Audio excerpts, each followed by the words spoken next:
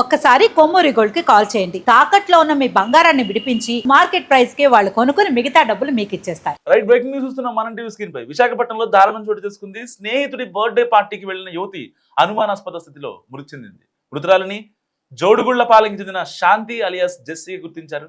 రాత్రి బర్త్డే పార్టీకి వెళ్తున్నట్లు కుటుంబ సభ్యులకు చెప్పి వెళ్ళింది జెస్సీ. తెల్లవారుజామున జెస్సీని మెడికవర్ హాస్పిటల్లో చేర్పించామని ఆమె స్నేహితులు కుటుంబ సభ్యులకు ఫోన్ చేసి చెప్పారు. కుటుంబ సభ్యులు వెళ్లేసరికి శాంతి విగతజీవిగా పడి ఉంది. అయితే రాత్రి బర్త్డే పార్టీలో వివాదమే జెస్సీ మృతికి కారణమని కుటుంబ సభ్యులు అనుమానిస్తున్నారు.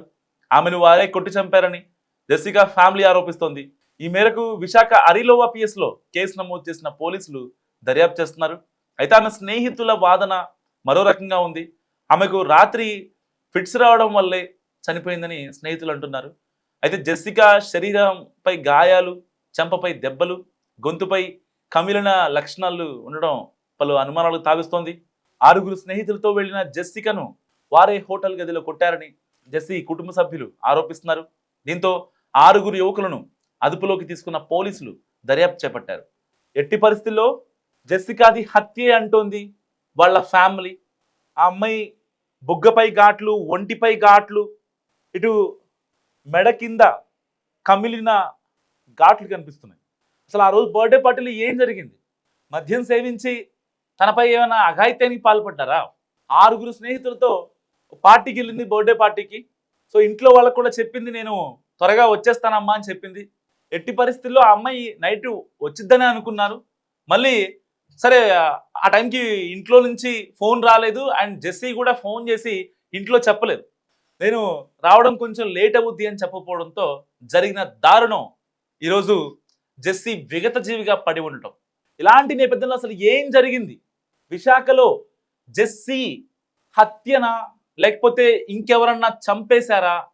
తనకే ఫిట్స్ వచ్చాయా ఫ్రెండ్స్ చెప్తున్నట్టుగా?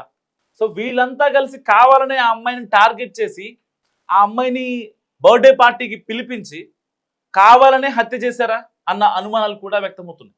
సరిగ్గా 2 రోజుల క్రితం ఈ అమ్మాయి బర్త్డే పార్టీకి వెళ్ళింది.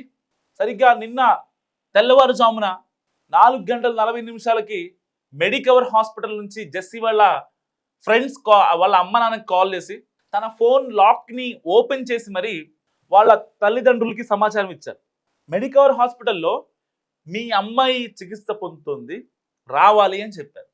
సో తెల్లవారుజామున అలాంటి సమయంలో ఇంట్లో నుంచి ఆడపిల్ల హాస్పిటల్లో ఉందని ఫోన్ చేస్తే ఏ తల్లిదండ్రైనా సరే వాళ్ళ పరిస్థితి ఎలా ఉంటుందో ఒక్కసారి ఇమాజిన్. సో అదే టైంకి వెంటనే మెడికవర్ హాస్పిటల్కి వెళ్ళారు. వెళ్ళి చూడగానే చికిత్స పొందట్లేదు, ఆ అమ్మాయి చనిపోయింది. చనిపోయిన అమ్మాయిని మెడికవర్ హాస్పిటల్ తీసుకొచ్చి ఏమైందని చెప్పి వాళ్ళ ఫ్రెండ్స్ అంతా కపట నాటకం ఆడారంట.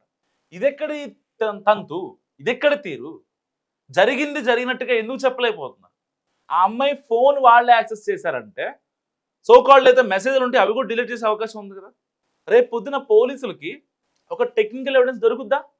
సో అంటే ఇది ప్రీ ప్లాన్ మర్డరే కదా. సో మరి ఇలాంటి నేపథ్యంలో ఆ అమ్మాయిది హత్య, లేకపోతే ఆ అమ్మాయికి ఫిట్స్ రావడం వల్ల చనిపోయిందా? సో విశాఖలోని బీ స్క్వేర్ హోటల్లో విషాదకరమైన ఘటన చోటు చేసుకుంది. నమ్మిన స్నేహితులే కాల యముళ్లా మారతారని చెప్పడానికి ఇదొక నిదర్శనంగా కనిపిస్తోంది. సరదాగా గడుపుదాం, పార్టీ చేసుకుందాం అని పిలిచి ప్రాణ స్నేహితురాల్ని అత్యంత దారుణంగా పొట్టన పెట్టుకోవడం నగరంలో తీవ్రంగా కలకలం రేపింది. శాంతి కుమారి అనే యువతి రాత్రి 9 గంటల సమయంలో తన స్నేహితులతో కలిసి హోటల్కు వెళ్ళింది. అందరూ అక్కడ కలిసి పార్టీ చేసుకుంటున్న సమయంలో చిన్నపాటి ఘర్షణ స్టార్ట్ అయింది. సో ఆ గొడవ కాస్త ముదిరి ఆగ్రహానికి గురైన స్నేహితులు ఆమెపై విచక్షణ రహితంగా దాడి చేశారు. ఈ దాడిలోనే ఆమె ప్రాణాలు కోల్పోయింది. చేసిన నేరాన్ని కప్పిపుచ్చుకోవడానికి నిజంగా నిందితులాడిన డ్రామా అంతా ఇంతా కాదు. ఆమెకు అకస్మాత్తుగా ఫిట్స్ వచ్చిందని, అందుకే చనిపోయిందని నమ్మబలికించే ప్రయత్నం కూడా చేశారు. కానీ పోలీసులు తమదైన శైలిలో విచారణ జరపడంతో అసలు నిజం బయటపడింది. అది సహజ మరణం కాదని కొట్టి చంపారని నిర్ధారించారు. ఈ కేసులో 4 యువకులు, 1 యువతిని నిందితులుగా గుర్తించారు. మరో నిందితుడు పరారీలో ఉన్నట్టు సమాచారం. నమ్మిన వాళ్లే నట్టేట ముంచుతారని అనడానికి ఈ ఘటనే సాక్ష్యం. పార్టీ పేరుతో ప్రాణాలు తీసిన ఈ ఉదంతం స్థానికంగా పెను సంచలనంగా మారింది. పోలీసులు కేసు నమోదు చేసి గాలింపు ముమ్మరం చేశారు. సో అమ్మాయిని చూస్తున్నారు.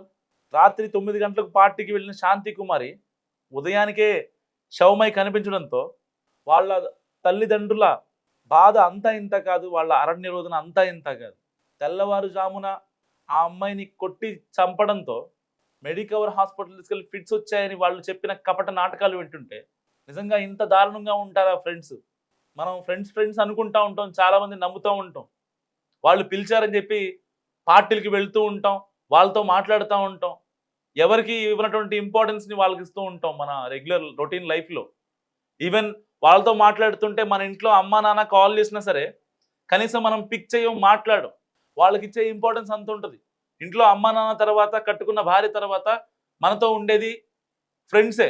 ఈవెన్ లేడీస్కైనా చాలా తక్కువ మంది ఫ్రెండ్స్ ఉండొచ్చు వాళ్ళ సర్కిల్స్లో. ఇటు అబ్బాయిలకి అయితే తమ బాగా చెప్పుకోవడానికి ఫ్రెండ్స్ ఉంటారు. సో ఏది ఏమైనప్పటికీ ఇలాంటి ఫ్రెండ్స్ మాత్రం ఉండకూడదని కోరుకుందాం. ఎందుకంటే శాంతి అలియాస్ జెస్సీ ఒక ఉదంతం అనేది నిజంగా ఎవరు ఎక్స్పెక్ట్ చేయండి. చిన్నపాటి గొడవ ముదిరి ఇంత దారుణానికి ఒడిగట్టారా? 4 అబ్బాయిలు ఒక అమ్మాయి కలిపి ఒక అమ్మాయిని దారుణంగా హింసించి ఆ అమ్మాయిని చంపేంత వరకు వెళ్ళిందంటే నిజంగా అది ఫ్రెండ్షిప్పా?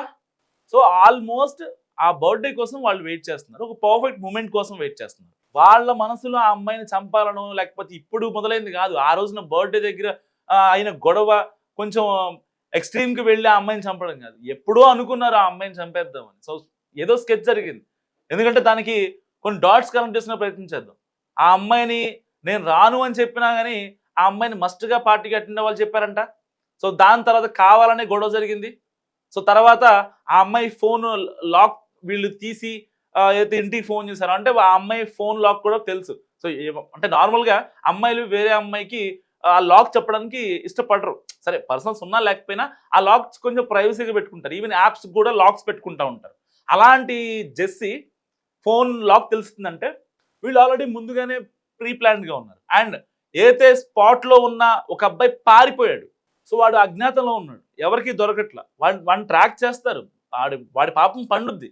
ఒకరోజు కాకపోతే 2 రోజులు టైం పట్టుద్ది అంతే. పాపం అయితే పక్కాగా పండుద్ది కదా.